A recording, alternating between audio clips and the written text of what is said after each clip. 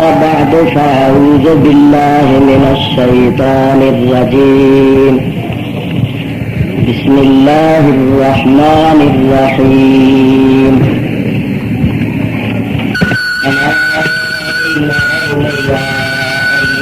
لا خوف عليهم ولا هم يحزنون الذين آمنوا وكانوا يتقون لهم البشرى في الحياة الدنيا وفي الآخرة لا تبديل لكلمات الله ذلك هو الفوز العظيم صدق الله العلي العظيم.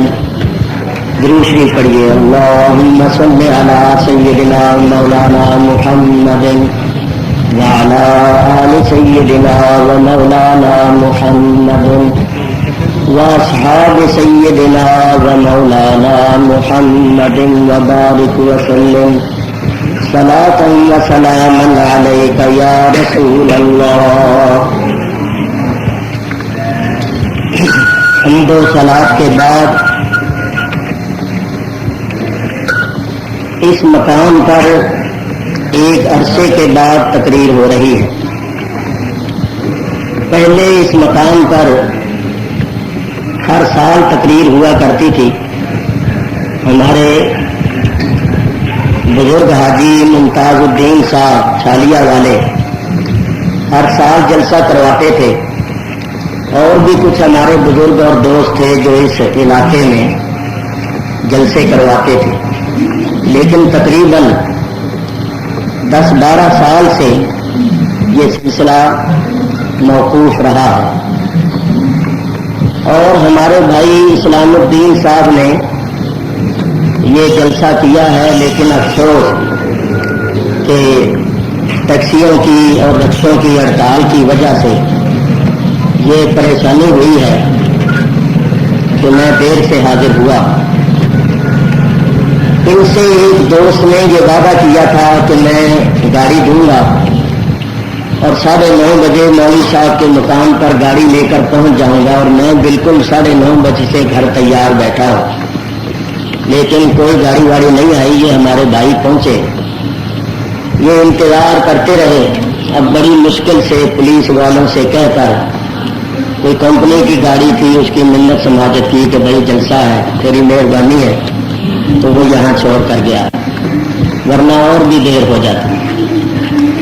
ایک تو ہڑتال ہے، دوسرا دیر ہو گئی، اور تیسرا لوگوں میں پہلے جیسا ذوق شوق نہیں رہا، اور دلوں سے ادب بالکل نکل گیا.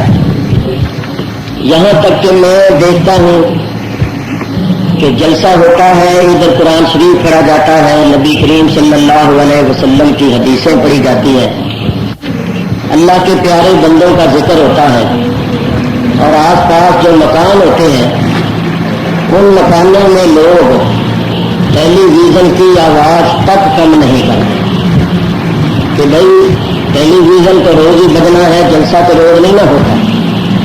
تو ہم اللہ رسول کے کلام کا احترام کرتے ہوئے آواز بھی کم کر دیں. اتنا بھی لوگوں میں جذبہ نہیں رہا. تو ظاہر ہے کہ ایسے حالات میں ہماری پریشانیوں میں اور تکلیفوں میں اضافہ ہی ہوگا. جب ہم اللہ رسول کا احترام نہیں کریں گے تو پھر ہم پر اللہ رسول کی مہربانیاں کیسے ہوں گی، اور ہماری تکلیفیں اور پریشانیاں کس طرح دور ہوں گی. یاد رکھو، جب تک ہم نہیں بدلیں گے، ہمارے حالات نہیں سدھریں گے، ہم اپنے اندر تبدیلی پیدا نہیں کریں گے، اس وقت تک ہمارے حالات اچھے نہیں ہو سکتے. نبی کریم علیہ الصلوۃ والسلام نے فرمایا، جیسے تم ہوو گے ویسے ہی تم پر حاکم مسلط ہوں گے. اگر تم اچھے ہو جاؤ گے تو تمہارے حاکم بھی اچھے ہوں گے، اور اگر تم برے ہو جاؤ گے تو تم پر حاکم بھی برے ہی مسلط ہوں گے. قرآن کریم نے فرمایا، ان اللہ لا یغیر ما بقوم حتی یغیروا ما بانفسہم. اس کا ترجمہ کسی نے ایک شعر میں کیا ہے، خدا نے آج تک اس قوم کی حالت نہیں بدلی، نہ ہو جس کو خیال خود اپنی حالت کے بدلنے کا۔ تو جب تک ہم اپنی حالت نہیں بدلیں گے اس وقت تک ملک کے حالات بھی نہیں بدلیں گے۔ تو ان حضرات نے جو جلسہ کیا ہے عرس مبارک کے سلسلے میں، تو میں نے اس واسطے آپ حضرات کے سامنے وہ آیتیں پڑھی ہیں جن آیات کا تعلق اللہ تعالیٰ کے ولیوں سے ہے۔ میں مختصر طور پر آپ حضرات کے سامنے خواجہ خواجگان حضرت خواجہ معین الدین چشتی اجمیری سرکار غریب نواز رضی اللہ تعالیٰ عنہ کے مختصر حالات پیش کروں گا، اور ضمن میں انشاءاللہ العزیز ایسی باتیں آئیں گی جن سے ہمارے عقائد اور ہمارے اخلاق کی اصلاح ہوگی۔ وما توفیقی الا باللہ العلی العظیم۔ اللہ تعالیٰ ارشاد فرماتا ہے الا ان اولیاء اللہ لا خوف علیہم ولا هم یحزنون۔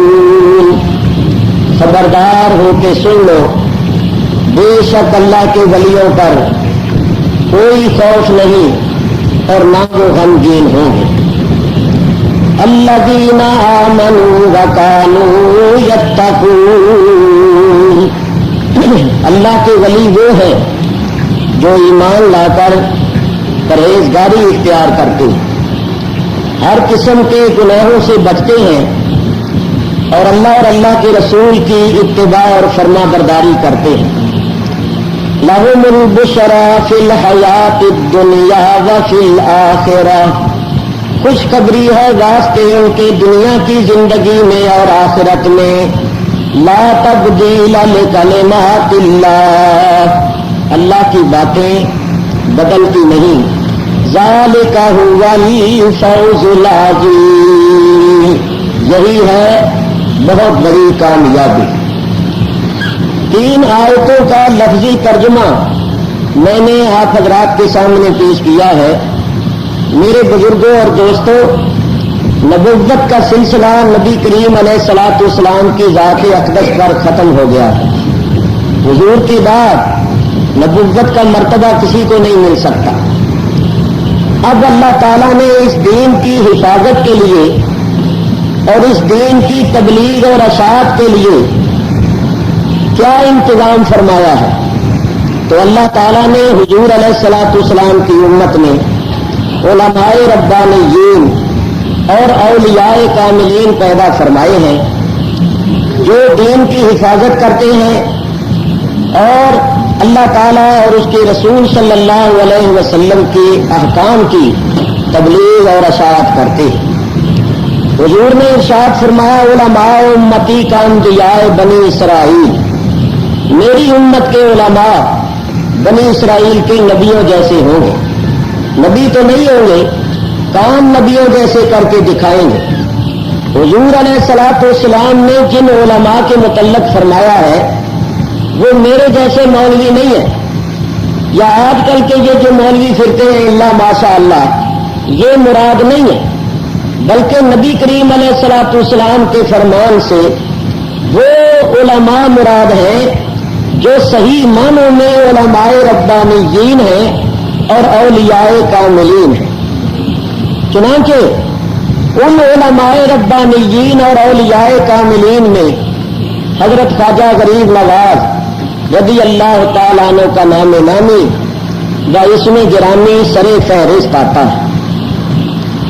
حضرت خواجہ غریب نواز 536 ہجری 14 رجب شریف کو پیدا ہوئے تھے اور 633 ہجری 6 رجب شریف کو آپ کی وفات ہوئی ہے، یعنی رجب کے مہینے میں ہی آپ کی ولادت ہوئی ہے اور رجب کے مہینے میں ہی آپ کی وفات ہوئی ہے۔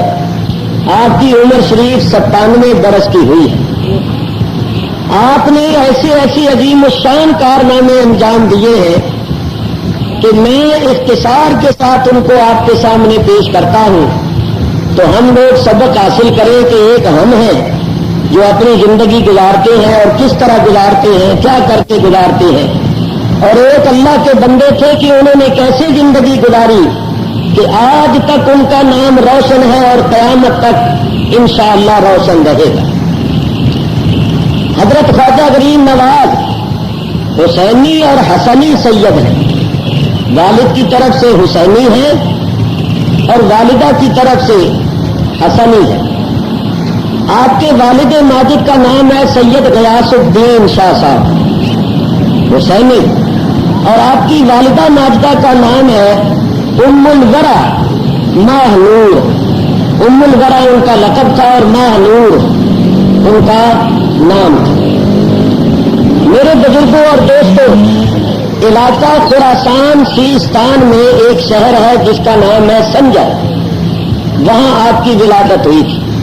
چھوٹی عمر میں آپ نے قرآن شریف حفظ کر لیا۔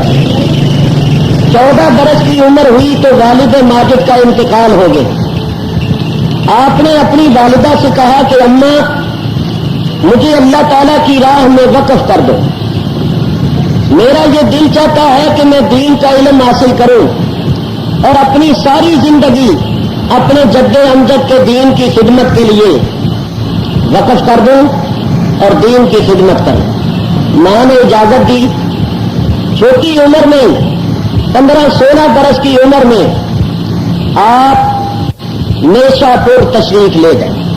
نیشا پور ایک ایسا شہر تھا جہاں بڑے بڑے محدث، بڑے بڑے مفسر اور فقیہ ہوئے ہیں۔ وہاں حضرت مولانا سید حسام الدین بخاری رحمۃ اللہ علیہ کا دارالعلوم تھا، جو بہت بڑا دارالعلوم تھا۔ آپ اس دارالعلوم میں داخل ہوئے اور علم حاصل کیا۔ چند سالوں میں آپ نے علم پڑھا، یہاں تک کہ آپ نے دستار فضیلت حاصل کی، سند فراغ حاصل کی۔ علم پڑھنے کے بعد، عالم بننے کے بعد آپ کو کامل پیر کی تلاش ہوئی۔ یاد رکھو، چاہے کوئی کتنا علم پڑھ لے، کتنی کتابیں پڑھ لے، صحیح معنوں میں اس کو دین نہیں ملتا، صحیح معنوں میں وہ عالم دین اور عارف باللہ نہیں بنتا جب تک کسی کامل کے ساتھ نسبت اور تعلق نہ ہو۔ مولانا روم سے بڑھ کر کون بڑا عالم تھا؟ مولانا روم نے 40 سال تک علم پڑھا اور پڑھایا، مگر وہ مولوی نہیں بنے جب تک حضرت شمس تبریزی رحمت اللہ علیہ کی نگاہ کرم نہیں ہوئی۔ اسی واسطے مولانا جامی رحمت اللہ علیہ کا یہ شعر ہے، مولوی ہرگز نہ شد مولائے روم تا غلام شمس تبریزی نہ شد۔ جب تک وہ شمس تبریزی کے غلام نہیں بنے اس وقت تک مولانا روم نہیں بنے۔ تو جب تک کامل سے نسبت اور تعلق نہ ہو بات نہیں بنتی۔ آج کل کے یہ علماء جو پھرتے ہیں ان میں یہی خامی ہے، سب کی بات نہیں کرتا اللہ ماشاء اللہ، ان میں یہ خامی ہے کہ یہ کتابیں تو 4 پڑھ لیتے ہیں، سند حاصل کر لیتے ہیں، مگر ان کو کسی کامل سے نسبت اور تعلق نہیں۔ اس وجہ سے ان کے اندر وہ چیز نظر نہیں آتی جو ایک عالم دین کے اندر نظر آنی چاہیے۔ تو حضرت خواجہ غریب نواز کامل پیر کی تلاش میں نکلے۔ نیشا پور کے قریب ایک گاؤں ہے جس کا نام ہے ہارون۔ وہاں وقت کے کامل ولی، وقت کے قطب الاقطاب حضرت خواجہ عثمان ہارونی رضی اللہ تعالیٰ عنہ تھے۔ ان کی بڑی شہرت تھی، بڑا چرچا تھا۔ خواجہ غریب نواز ان کی خدمت میں حاضر ہوئے اور ان سے بیعت کی۔ حضرت خواجہ عثمان ہارونی نے فرمایا، بیٹا میں تمہارا انتظار کر رہا ہوں، وقت تھوڑا ہے اور کام بہت زیادہ ہے، جلدی آؤ۔ حالانکہ اس سے پہلے دونوں میں ملاقات یا تعارف نہیں تھا۔ تو کامل پیر نے حضرت خواجہ غریب نواز کو مرید کیا اور عبادت ریاضت کرنے کے لیے ایک حجرہ عطا فرمایا۔ یاد رکھو، جب تک عبادت اور ریاضت نہ کی جائے اس وقت تک مقامات حاصل نہیں ہوتے۔ دیکھو، ہمارے نبی کریم علیہ الصلوۃ والسلام باعث ایجاد دو عالم ہے. آپ کی خاطر اللہ نے کل کائنات کو پیدا کیا ہے. آپ کی ساری مخلوقات میں اللہ تعالیٰ کے معبود ہیں اور اللہ تعالیٰ کے مقصود ہیں. آپ نہ ہوتے تو کچھ بھی نہ ہوتا. آپ کی بدولت کائنات کو وجود ملا ہے، مگر اس کے باوجود آپ کتنی عبادت اور ریاضت کرتے تھے. غاروں میں جا جا کے روتے تھے، اللہ کے حضور کھڑے رہتے تھے اور کھڑے کھڑے آپ کے پاؤں سوج جاتے تھے، پاؤں پر ورم ہو جاتا تھا. ام المومنین حضرت عائشہ صدیقہ رضی اللہ تعالیٰ عنہ فرماتی ہیں میں حضور کی عبادت ریاضت اور مجاہدوں کو دیکھ کر بعض مرتبہ رو کرتی تھی اور کہتی تھی کہ آپ اتنی محنت مشقت کیوں اٹھاتے ہیں، آپ تو اللہ کے حبیب ہیں. تو آپ فرماتے تھے افلا اکون عبدا شکورا، کیا میں اللہ کا شکر گزار بندہ نہ بنوں؟ جب اللہ نے مجھ پر کرم سب سے زیادہ کیا ہے، مجھے درجہ سب سے زیادہ دیا ہے، تو میں چاہتا ہوں کہ اللہ کا شکر اور اللہ کی عبادت بھی سب سے زیادہ کروں. تو جب تک محنت مشقت ریاضت اور عبادت نہ کی جائے بات نہیں بنتی. ایک مثال پیش کرتا ہوں. سونا بڑی قیمتی چیز ہے. اگر کوئی 10 تولے سونا لے کر ڈلی ہو 10 تولے کی اور اس میں سوراخ کر کے اور دھاگا ڈال کے گلے میں ڈال لے، تو بولو اگر کوئی عورت سونے کی ڈلی اپنے گلے میں ڈال لے تو دوسری عورتیں دیکھنے والی مذاق کریں گی یا نہیں کریں گی؟ ایسے حالانکہ اس بیچاری نے سونا ہی پہنا ہوا. مگر یاد رکھو سونا بھی گلے میں پہننے کے لائق نہیں ہوتا جب تک وہ زیور نہ بنے، اور زیور بننے کے لیے اس سونے کو آگ میں جلنا پڑے گا، اپنے وجود کو آگ میں جلانا پڑے گا، اپنے وجود پر آگ کی تپش برداشت کرنی پڑے گی. پھر جب وہ آگ میں پڑ کر نرم ہو جاتا ہے تو پھر اس کو سانچے میں ڈالتے، پھر وہ زیور بن جاتا ہے. ابھی بھی اس کی جان نہیں چھوٹتی. کاریگر قلم ہاتھ میں لے کر اس کو چھیلتا ہے، جو چھیلتا ہے لوگ پلک درست کرتا ہے، اس سونے کا حسن جمال بڑھتا جاتا ہے، اس کی چمک بڑھتی جاتی ہے. پہلے بھی وہ سونا ہی تھا، اب بھی وہ سونا ہی ہے، مگر پہلے گلے میں ڈالنے کے قابل نہیں تھا، اب گلے میں ڈالنے کے قابل ہو گئے.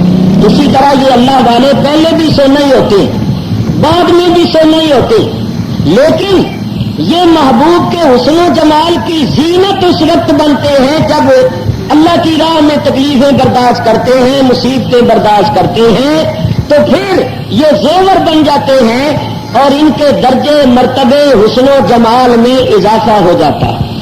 ایک اور بات آپ سمجھ سکتے ہیں، سرما جو ہم آنکھ میں ڈالتے ہیں آج کل تو رواج ہی نہیں رہا، حالانکہ آنکھوں میں سرما ڈالنا یہ سنت ہے. حضور نبی کریم فرماتے ہیں آنکھوں میں سرما ڈالو کیونکہ یہ نظر کی تیزی کا باعث بنتا ہے اور یہ پلکیں اگاتا ہے. تو یہ جو سرما ہوتا ہے یہ کیا ہوتا ہے؟ پتھر ہوتا ہے یا نہیں؟ تو آپ اگر بازار سے ایک پتھر لے آئے سونے سے، یہ سرمے کا سرما جو ہے یہ پتھر یا ڈلی لے کر آنکھ میں پھیرتے رہے تو اس سے آنکھ زخمی ہو جائے گی، بجائے فائدے کے نقصان ہوگا. وہ سرما وہ پتھر آنکھ میں ڈالنے کے قابل نہیں ہوتا جب تک آپ اس کو کھرل میں ڈال کر اس کو پیس کر باریک نہ کریں. تو وہ جب اپنے وجود پر پے در پے رگڑے کھاتا ہے اور آپ پتھر سے اس کو رگڑ رگڑ کے میدے کی طرح باریک کر دیتی ہیں تو پھر وہی پتھر آنکھوں کی روشنی کی قوت کا باعث بنتا ہے اور آنکھوں کی خوبصورتی کا باعث بن جاتا ہے. پہلے بھی وہ پتھر تھا، اب بھی پتھر ہے، لیکن پہلے آنکھ میں ڈالنے کے قابل نہیں تھا. جب اس نے اپنے وجود پر رگڑے کھائے اور رگڑے کھا کھا کے باریک ہو گیا، اب آنکھ میں ڈالنے کے قابل ہو گئے. تو اسی طرح جب تک اللہ تعالیٰ کی راہ میں رگڑے نہ کھائے جائیں، تکلیفیں مصیبتیں برداشت نہ کی جائیں، بات نہیں بنتی. آج کل ہمارا یہ حال ہے کہ ہم کہتے ہیں مولوی صاحب کوئی ایسا پیر بتاؤ کہ نہ تو نماز پڑھنی پڑے، نہ تہجد پڑھنی پڑے، نہ داڑھی رکھنی پڑے، نہ حلال حرام سے کوئی تمیز کرنی پڑے، بس ایک نظر کر کے کتب بنا دے. میں بولو نہ تمہیں ایسا کوئی پیر ملے اور نہ تم کتب بنو. میں کہتا ہوں کامل پیر ایک نگاہ سے کتب بنا سکتا ہے، چور کو کتب بنا سکتا ہے، مگر یہ قانون نہیں ہے کہ جتنے بھی چور ہیں ان کو نگاہ کر کے وہ کتب بنائیں. وہ ایک آدھ کو کتب بنا کے یہ دکھا دیتے ہیں کہ ہم ایسا بھی کر سکتے ہیں، لیکن قانون یہ نہیں ہے. قانون یہی ہے کہ عبادت کرو، محنت کرو، ریاضت کرو، مجاہدہ کرو اور زینہ بدینہ منزل پر پہنچو. تو اصل چیز ہے عبادت اور ریاضت، وہ ہم کرتے نہیں. اللہ تعالیٰ ارشاد فرماتا ہے والذین جاہدوا فینا لنہدینہم سبلنا. جو ہماری معرفت حاصل کرنے کے لیے مجاہدہ کرتے ہیں، ریاضت کرتے ہیں، اللہ فرماتا ہے ہم اپنی معرفت کے راستے ان کے واسطے روشن کر دیتے ہیں. تو معرفت کے راستے بعد میں روشن ہوتے ہیں، پہلے مجاہدہ اور ریاضت کرنی پڑتی. تو خواجہ غریب نواز نے کامل پیر کے حکم سے عبادت، ریاضت، مجاہدہ کرنا شروع کر دیا. کچھ عرصہ گزرا تو حضرت خواجہ عثمان ہارونی نے بلایا اور فرمایا بیٹا تمہیں کہاں تک نظر آتا ہے؟ عرض کیا حضرت ساتوں زمینوں اور ساتوں آسمانوں میں جو کچھ ہے سب کچھ مجھے نظر آتا ہے. فرمایا ابھی بڑی کمی ہے، اور محنت کرو، ریاضت کرو. خواجہ غریب نواز نے اور محنت، عبادت، ریاضت کی. پھر کامل پیر نے بلا کر توجہ دی اور فرمایا اب کہاں تک نظر آتا ہے؟ عرض کیا حضرت تحت الثرا سے لے کر عرش معلیٰ تک سب کچھ دیکھتا ہوں. فرمایا ابھی بھی کمی ہے، اور محنت، ریاضت اور عبادت کرے. حضرت نے اور عبادت، ریاضت کی. تیسری مرتبہ کامل پیر نے بلا کر پوچھا اب کیا کیفیت ہے؟ تو عرض کیا کہ اللہ تعالیٰ کی حقیقت کے آگے جو عظمت کے حجابات اور پردے ہیں ان پردوں میں اللہ کی انوار و تجلیات کو دیکھتا ہے. فرمایا اب تمہارا کام ہو گیا. پھر کامل پیر نے خلافت اور اجازت عطا فرمائی، خرقہ عطا فرمایا اور حکم دیا کہ اب تم مدینے شریف جاؤ، وہاں سے تمہاری ڈیوٹی لگے گی.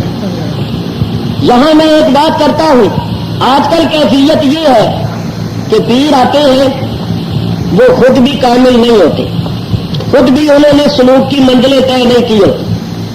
اور اگر کوئی مرید مالدار آدمی مل جائے، سیٹھ مل جائے جو دعوت بڑی اچھی کر دے اور نذرانہ اگر اچھا دے دے تو وہ اس کو خلافت دے دیتے کہ چلو بھائی ایک ٹھکانہ تو بن گیا کراچی میں، جب آیا کریں گے تو اس کے ہاں ٹھہرا کریں گے.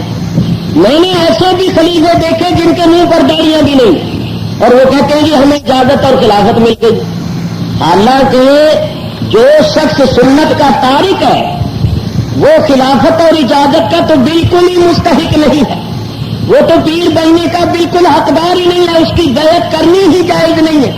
اور وہ اس کو اجازت دے رہے ہیں کہ تم آگے پیری مریدی کرو. تو ایسے پیر جو ہوتے ہیں پھر ان سے مریدوں کو جب کوئی نفع نہیں پہنچتا تو پھر وہ سچے پیروں سے بھی متنفر ہو جاتے ہیں اور ان کی وجہ سے سچے پیر بھی بدنام ہوتے. تو میرے دوستوں اور بزرگوں، یہ پیری مریدی کوئی مذاق نہیں ہے. پیری مریدی کا مطلب کیا ہے؟ دیکھیے اللہ تعالیٰ تک پہنچنے کا جو راستہ ہے اس راستے پر نفس و شیطان کی جگہ جگہ گھاتے ہیں. تو جن بزرگوں نے یہ راستہ طے کیا ہوا ہے ان کو یہ معلوم ہے کہ کہاں نفس دھوکہ دیتا ہے، کہاں شیطان دھوکہ دیتا ہے اور ان کے دھوکوں سے کس طرح بچنا ہے اور کس طرح آگے بڑھ کر منزلوں کو طے کرتے ہوئے مقصود کو حاصل کرنا ہے. تو آپ سمجھ سکتے ہیں کہ جو خود ہی رستے کے نشیب و فراز سے واقف نہیں وہ دوسرے کو منزل پر کیا پہنچائے گا؟ ارے جو خود ہی نہیں پہنچا ہوا وہ دوسرے کو کیا پہنچائے گا؟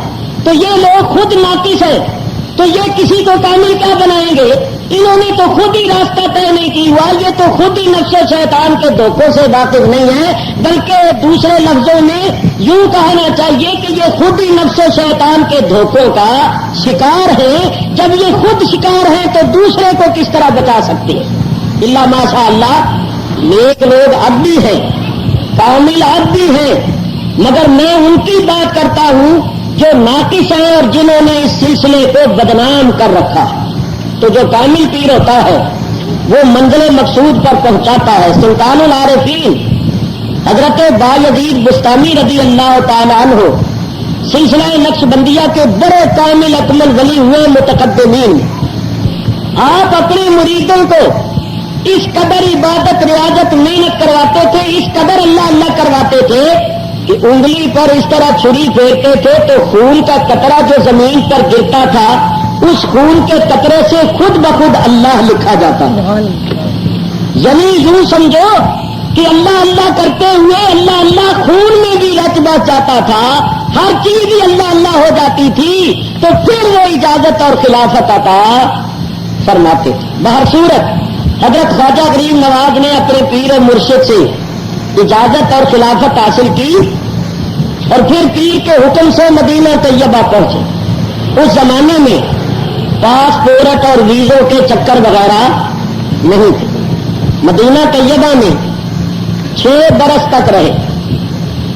حضور علیہ الصلوۃ والسلام کی بارگاہ اقدس میں ایک عرصہ تک رہے. پھر نبی کریم علیہ الصلوۃ والسلام نے اپنی زیارت کا شرف بخشا اور فرمایا تم معین الدین ہو. یہ لقب نبی کریم علیہ الصلوۃ والسلام نے عطا فرمایا، ورنہ آپ کا نام ہے حسن. معین الدین کا لقب نبی کریم علیہ الصلوۃ والسلام نے عطا فرمایا اور فرمایا بیٹا جاؤ ہندوستان کی سرزمین کو کفر و شرک سے پاک کرو اور دین کی شمع روشن کرو. اللہ کی مدد تمہارے ساتھ ہے، ہماری نظر تم پر ہے. نبی کریم علیہ الصلوۃ والسلام کے حکم سے حضرت خواجہ غریب نواز خشکی کے راستے ملک شام، شام سے عراق، عراق سے ایران، ایران سے افغانستان اور افغانستان سے کابل کے راستے لاہور پہنچے. پشاور ہوتے ہوئے لاہور تشریف لائے.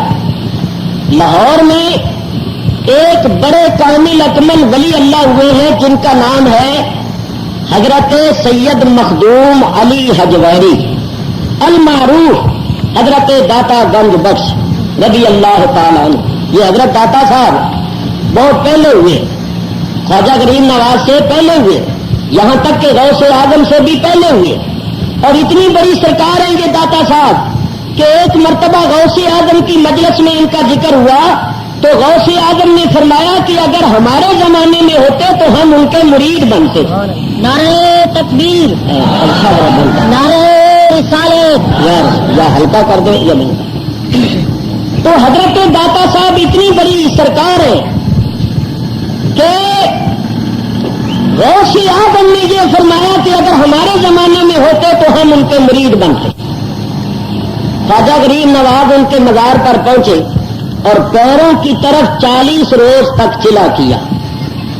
آج تک داتا صاحب کے مزار کے قدموں کی طرف خواجہ غریب نواز کا حجرہ اعتکاف موجود ہے.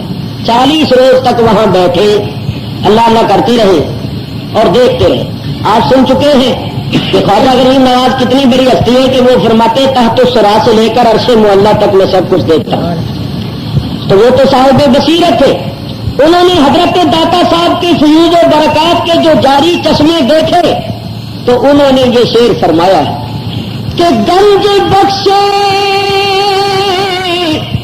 فیض عالم مظہر نور خدا ناک سارا پیر کامل کاملارا رہنما. یہ شعر اللہ اللہ یہ شعر حضرت خواجہ غریب نواز کا شعر ہے. اب حضرت خواجہ صاحب کیا فرماتے ہیں؟ گنج بخشے، یہ وہ سخی ہے جو خزانوں کے خزانے بخش دیتا ہے. فیض عالم، اس کا فیض جہان کو پہنچتا. مظہر نور خدا، یہ اللہ کے نور کا مظہر ہے. ناک سارا پیر کامل کاملارا رہنما، یہ ناقصوں کا کامل پیر ہے بلکہ کاملوں کا بھی رہنما ہے. تو میرے بزرگوں اور دوستوں ذرا سوچو، حضرت خواجہ غریب نواز جیسی ہستی غلط بیانی کر سکتی ہے؟ جھوٹ بول سکتی ہے؟ جھوٹ بولنے والا تو اللہ کا ولی نہیں ہو سکتا، اور یہ تو اللہ کے ولی ہے. تو ہمارا ایمان ہے کہ انہوں نے جو فرمایا حق فرمایا، سچ فرمایا. اولیاء اللہ کے مزارات سے فیض حاصل ہوتا ہے، معلوم ان کو ہوتا ہے جو دیکھنے والی آنکھ رکھتے.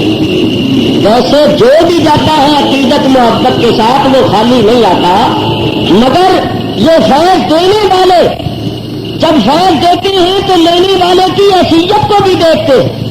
اور لینے والا بھی اپنی حیثیت، اپنی شان اور اپنے عقیدے اور اپنی شرف کے مطابق فیض حاصل کرتا ہے.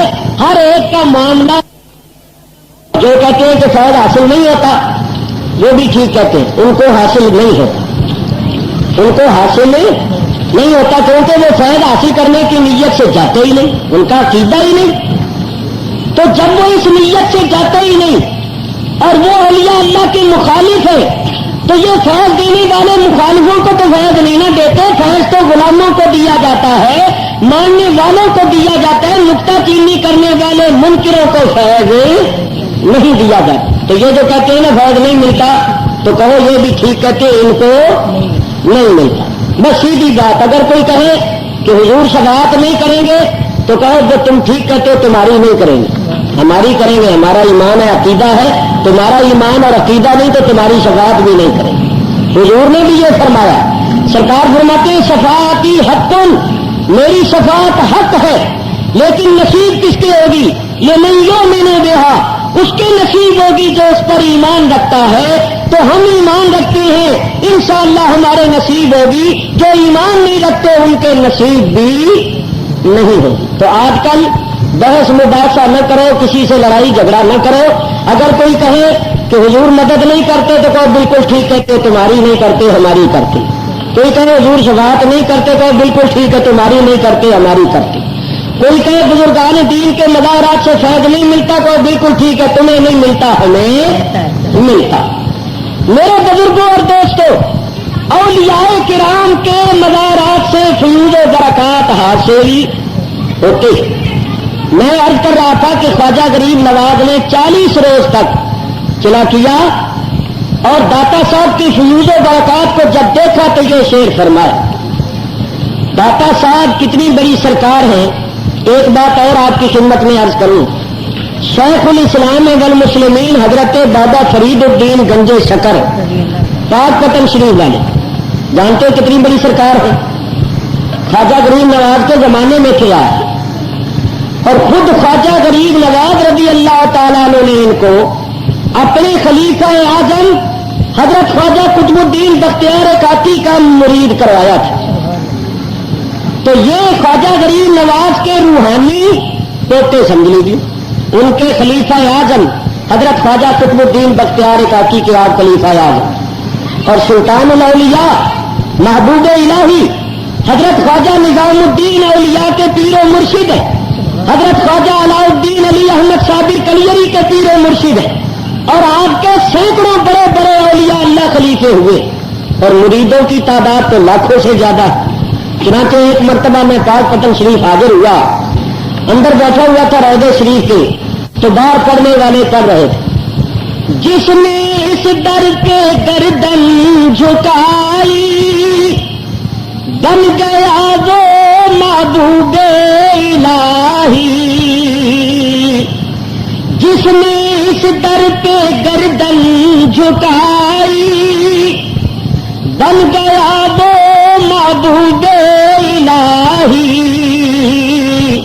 دیکھو کلیر میں جا خواجہ صابر پیا ہے یا گانا، تیرا قائم رہے آستانہ. خواجہ گنجے شکر کر کرم کی نظر میں دیوانہ، تیرا قائم رہے آستانہ. تو آپ بہت بڑی سرکار حضرت بابا فرید شکر گنج میں بتانا یہ چاہتا تھا کہ اتنے بڑے ولی اللہ اپنے وقت کے قطب الاقطاب حضرت بابا فرید جب حضرت داتا صاحب کے مزار پر جاتے تھے لاہور تو اپنی داڑھی سے جھاڑو دیا کرتے تھے، اپنی داڑھی سے وہاں کی زمین صاف کیا کرتے تھے.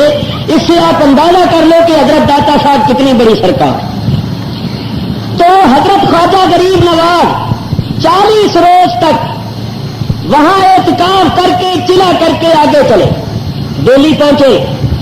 دہلی سے پانی پت سونی پت کرنال ہوتے ہوئے اجمیر پہنچے. جب آپ اجمیر میں پہنچے اس وقت آپ کی عمر شریف 47 برس کے قریب تھی. اب ذرا سنیے اس وقت اجمیر اور مضافات کی کیا حالت تھی. اس سرزمین پر چھوٹی چھوٹی 150 ریاستیں تھیں اور 150 ریاستوں کے راجے جو تھے وہ ہندو تھے. چنانچہ آپ جانتے ہیں کہ آج تک اس زمین کو کیا کہتے ہیں؟ راجستھان. راجستھان جہاں عرب لوگ رہتے ہیں عربستان، اور جہاں انگریز رہتے ہیں انگلستان، اور جہاں افغان لوگ رہتے ہیں افغانستان، اور جہاں ماشاء اللہ پاک لوگ رہتے ہیں پاکستان. تو جہاں راجے رہتے تھے راجستھان. تو 150 راجے مہاراجے تھے جن کی چھوٹی چھوٹی ریاستیں تھیں اور وہ حکومت کرتے تھے اور سب کے سب ہندو تھے. دہلی کا راجا جو تھا اس کے نرینہ اولاد نہیں تھی. اس کا نواسا تھا جس کا نام تھا پرتھوی راج. اس نے اپنے نواسے کو اجمیر کی حکومت دے رکھی. تو وہ اجمیر کا راجا تھا، اس کا نام تھا پرتھوی راج، اور لوگ اس کو کہتے تھے رائے پتھورا. آس پاس جو راجے تھے وہ بھی سب ہندو تھے. اجمیر میں چوہان قوم کا غلبہ تھا. کنوج میں راٹھور قوم عروج پر تھی. گجرات کاٹھیا واڑ میں بگیلا قوم عروج پر تھی. زمین ان قوموں کا عروج تھا اور انہی کے راجے مہاراجے تھے. کفر گر تھی یہ زمین، کفر گر. اس سارے علاقے میں اسلام نہیں تھا. خصوصاً اجمیر کا جو علاقہ تھا اس کی کیا حالت تھی.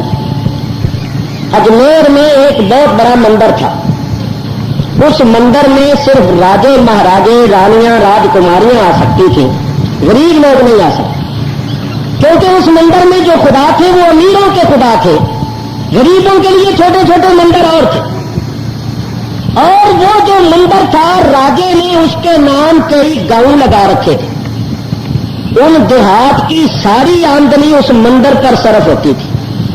آپ اس بات سے اندازہ کر لیں کہ رات کو اتنے چراغ جلتے تھے اس مندر کے اندر کہ روزانہ 3.5 من تیل ان چراغوں میں جلتا تھا. 3.5 من تیل روزانہ ان چراغوں میں جلتا تھا. اور بہت سے آدمی ملازم تھے جن کی ڈیوٹیاں تھیں کہ وہ شام کے وقت چراغوں کو صاف کر کے ان میں بتیاں ڈالتے، تیل ڈالتے. اور کسی کا کام تھا تیل ڈالنا، کسی کا کام تھا بتیاں درست کرنا، کسی کا کام تھا جلانا، پھر کسی کی ڈیوٹی تھی صبح کے وقت ان کو بجھانا. اسی طرح مندر کی صفائی کرنی اور مورتیوں کو صاف ستھرا رکھنا. مورتیوں کے تعارف کرانے کے لیے بعض لوگ مقرر تھے کہ جو لوگ ان مورتیوں کی زیارت کے لیے آتے تھے تو وہ تعارف کرانے والے تعارف کراتے تھے کہ یہ خدا جو ہے یہ بیٹا دینے والا ہے، اور یہ بیٹا جو ہے یہ بیٹیاں دینے والا، یہ ہوائیں چلانے والا، یہ بارشیں برسانے والا، یہ بیڑے کرانے والا ہے، یہ بیڑے غرق کرنے والا ہے. اس طرح بہت سے لوگ تھے جن کا کام تھا کہ ان مورتیوں کا تعارف کراتے تھے کہ کیا کیا یہ کرتے. تماشا بنا ہوا تھا. اسی طرح اجمیر میں ایک تالاب تھا جس کا نام تھا انا ساگر. اس تالاب کے متعلق ہندوؤں کا یہ عقیدہ تھا کہ جو اس تالاب میں نہا لیتا ہے اس کے عمر بھر کے سارے گناہ جڑ جاتے ہیں. تو بڑی بڑی دور سے لوگ گناہوں کی ٹوکریاں اٹھا کے لاتے تھے اور اس میں ایک غوطہ مار کے سارے پاپ اور گناہ جھاڑ کے پاک پوتر ہو کے چلے جاتے. یہاں تک کہ اس کا پانی تبرکن لے کے جاتے اور اپنے بچوں کو پلاتے، ان کے منہ پر چھینٹے مارتے اور اس پانی کو وہ بڑا متبرک سمجھتے تھے. خواجہ غریب نواز اجمیری جب وہاں پہنچے تو آپ کے ساتھ چند آدمی تھے. بغداد شریف میں حضرت خواجہ قطب الدین بختیار کاکی آپ کے مرید ہوئے اور ایسے مرید ہوئے کہ مرید ہونے کے بعد حضرت کے ساتھ ہو گئے اور عرض کیا کہ حضرت ہم نے ساری زندگی آپ کی خدمت کرتے ہوئے گزاروں. تو ایک یہ رفیق خاص تھے ساتھ. اسی طرح 2-4 مرید اور راستے میں ہوئے، وہ بھی حضرت کے ساتھ ہو گئے. وہ جب آپ اجمیر پہنچے تو آپ کے ساتھ 7-8 آدمی. کوئی آپ نے جماعت نہیں بنائی، کوئی دفتر نہیں کھولے، کوئی دارالمطالعے نہیں قائم کیے، کوئی رسید بکیں نہیں چھپوائی، کوئی لوگوں کی کھالیں نہیں اتاری، کوئی لاکھوں کروڑوں روپیہ جمع نہیں کیا. بس اللہ تعالیٰ ساتھ ہے، اللہ کی مدد ساتھ ہے، حضور کی نظر رحمت تھی. وہاں جا کر اسلام کا جھنڈا گاڑ دیا تو دیکھو اب پھر کیا ہوتا ہے. آج کل کیا ہو رہا ہے آپ دیکھتے ہیں. 40 साल हो गए जमातों को बनेंगे, दुनिया भर की खाले उतार के ले गए, लाखों करोड़ों रुपया इन्होंने खत्म कर दिया, मगर आज तक कामयाबी नहीं हो रही। उसकी वजह क्या है? वजह यह है कि अल्लाह की मदद साथ नहीं है, नबी करीम की नजर रहमत नहीं, औलिया अल्लाह की दुआएं साथ नहीं, कौलो अमल में फर्क है, कहते कुछ है करते कुछ है। इस वास्ते कामयाबी नहीं होती कि दिखावा ही दिखावा है, इखलास नहीं है और असल हकीकत नहीं है। कागज के फूल हैं जो देखने में तो खुशनुमा नजर आते हैं मगर अंदर खुशबू नहीं है। मेरे बुजुर्गों और दोस्तों, ख्वाजा गरीब नवाज अजमेर में तशरीफ ले गए। अना सागर तालाब जो था उसके करीब खुली जगह थी, आपने वहां चटाइयां बिछा दी और बैठ गए। चंद मरीज साथ, नमाज का वक्त हुआ तो फरमाया कुतुबुद्दीन इस तालाब में वुजू करो, बहुत बड़ा तालाब है, इसी वास्ते आप वहां ठहरे थे कि पानी वुजू वगैरह के सिलसिले में आसानी रहे। फरमाया वुजू करो और अजान दो। हजरत ख्वाजा कुतुबुद्दीन बख्तियार काकी ने वुजू किया और अजान दी। ये कुफर घर में पहली आवाज थी जो गूंज रही थी। तौहीद और रिसालत का नगमा वहां गूंज रहा था। सैकड़ों खुदाओं की बस्ती में, सैकड़ों खुदाओं के इलाकों में तौहीद की आवाज बुलंद हो रही थी। एक अल्लाह का बंदा अल्लाह अकबर की आवाज बुलंद कर रहा था। जब लोगों ने ये नई आवाज सुनी तो उन्होंने खिड़कियों से मुंह बाहर निकाले। लोग अपने घरों से निकल आए कि ये आवाज कैसी है, आज तक हमने ऐसी आवाज नहीं सुनी। ये कौन लोग? इन्होंने अजान देने के बाद नमाज पढ़नी शुरू कर दी तो वो देखकर हंसते थे, हैरान होते थे कि ये किसको सजदा करते हैं। हमारे खुदा तो हमारे सामने होते हैं, इनके सामने कुछ भी नहीं और ये सजदा कर रहे हैं, ये किसकी पूजा कर रहे हैं। एक दूसरे से पूछते थे और इशारे करते थे, हैरान होते थे। जिस वक्त शाम का वक्त हुआ तो ऊंट आ गए, राजे के ऊंट बाहर से चढ़कर आए और जहां हजरत ख्वाजा गरीब नवाज ने चटाई बिछाई थी और बैठे थे, ये ऊंटों के बैठने की जगह। चरवाहों ने कहा उठो बाबा यहां से, कौन हो तुम लोग, यहां आकर बैठ गए, ये ऊंटों के बैठने की जगह, उठो यहां से किसी और जगह अपना डेरा लगाओ। आपने फरमाया भाई इतना खुला मैदान है, इतनी जमीन पड़ी है, उधर ऊंट भी बैठ जाएंगे। हम लोगों ने अगर थोड़ी सी जगह रोक ली है तो ऊंटों के बैठने में कोई रुकावट पैदा नहीं होती, ऊंट भी इधर बैठ जाएंगे। होगा नहीं, उठो, तुम्हें उठना पड़ेगा। ये ऊंटों के बैठने की जगह, यहां ऊंट ही बैठेंगे, तुम नहीं बैठ सकते। और तुम्हें मालूम नहीं है किसके ऊंट है, ये राजे के ऊंट है, यहां राजे के ऊंट ही बैठेंगे, तुम नहीं बैठ सकते, उठो जल्दी करो। जब उन्होंने बदकलामी की, कोई अदब एहतराम न किया तो आपने फरमाया कुतुबुद्दीन यहां से चटाइयां उठा के उधर कर लो। ये कहते ऊंटों के बैठने की जगह है, ऊंट ही बैठेंगे तो ऊंट ही बैठे रहे। आपने फरमा दिया और चटाइयां उठा के, भाई ऊंटों को क्या हो गया? तो बात चरवाहे कहने लगे कि उस फकीर ने कहा था ना कि बैठेंगे, तो वो बैठे हुए, ऐसा मालूम होता है कि उसने जादू कर दिया। वो आए आपके पास कि फकीर बाबा तुमने ऊंटों पर जादू कर दिया, ऊंट उठते ही नहीं है, मेहरबानी करो अपना जादू वापस लो। अगर ऊंट ना उठे और इन्होंने कुछ खाया पिया नहीं तो ये तो मर जाएंगे। फरमाया हमने कोई जादू वादू नहीं किया, हमारा जादू से कोई ताल्लुक नहीं है। कि बाबा फिर वो उठते क्यों नहीं है? फरमाया अब हमें क्या मालूम, अल्लाह जाने। बाबा मेहरबानी करो, ये खबर सारे शहर में बिजली की तरह फैल गई कि उस फकीर से कहा था बैठे ही रहे, तो वो बैठे हुए, उठते ही नहीं। दुनिया देखने के लिए आई, कोई इधर खड़ा हुआ कोई उधर बैठा हुआ, देख रहे, राजे तक भी ये खबर पहुंच गई। तो आपने फरमाया कि तुम लोगों ने हमसे सख्ती से कलाम किया, बदकलामी की, इतनी जगह पड़ी थी तो ऊंट भी बैठ सकते थे, तुमने हमें उठाया। अच्छा बाबा अब हम नहीं उठाते, मेहरबानी करो और ऊंटों को उठाओ। फरमाया जाओ ऊंटों को उठाओ, जिसके हुक्म से बैठे हैं उसके हुक्म से उठ बैठे। अब जो उन्होंने आकर उठाया तो ऊंट उठ बैठे। ये खबर भी बिजली की तरह फैल गई कि कल उसने कहा था बैठे ही रहे तो वो बैठे ही रहे, आज उसने कहा जाओ उठाओ तो वो उठ बैठे। चर्चा हो गया, जगह जगह यही बात शुरू हो गई कि एक फकीर आया, चंद उसके चेले हैं साहब, तो जो उसके मुंह से निकलता है वही हो जाता है। और उसका चेहरा जाके देखो कितनी नूरानियत है, कितनी रूहानियत है, दिल चाहता है उसका चेहरा देखते ही रहे। لوگ آنے شروع ہوئے اور وہ آپ کو دیکھ کر متاثر ہونے شروع. آپ پانچوں وقت اذان دیتے، وہاں جماعت ہوتی تھی اور ذکر کے ہلکے ہوتے تھے. راجے تک خبر پہنچی کہ یہ تو بڑی مصیبت ہو گئی ہے، اس فقیر کو یہاں سے نکالنا چاہیے، اس فقیر کو یہاں سے نکالو. لوگ متاثر ہو رہے ہیں، کہیں ایسا نہ ہو کہ لوگ اپنا دھرم چھوڑ کر اس کا دین قبول کر لیں.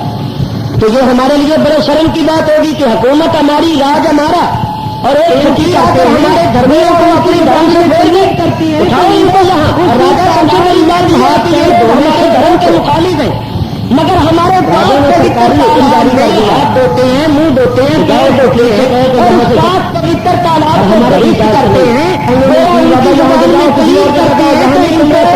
اس تالاب میں ہم یہاں راجے نے سرکاری حکم جاری کر دیا سے آئے، کسی کو بھیج یہی یہاں سے نہیں جائیں گے. اچھا پھر اگر یہاں رہنا ہے پھر تمہیں اس کا یہ راجے کا حکم ہے. اگر یہ اس تالاب میں وضو دو تو تمہیں سزا دی جائے گی. آپ نے خواجہ قطب الدین بختیار کاکی سے فرمایا کہ ہو سکتا ہے یہ لوگ ہمیں وضو نہ کرنے دیں اور پانی کی تو ضرورت پیش آتی ہے تو کم از کم ایک مسکیزہ تو بھر لو. تو آپ نے سپاہیوں سے کہا کہ ہم ایک مسکیزہ بھر لیتے ہیں. ایک مسکیزہ تو بھرنے دو گے نا؟ مسکیزہ بھر لیتے ہیں کیونکہ تم نے ہمیں منع کر دیا ہے کہ ہم وضو نہ کریں. تو سپاہیوں نے کہا چلو ٹھیک ہے مسکیزہ بھر لو لیکن ہاتھ منہ دھونے کی اجازت نہیں.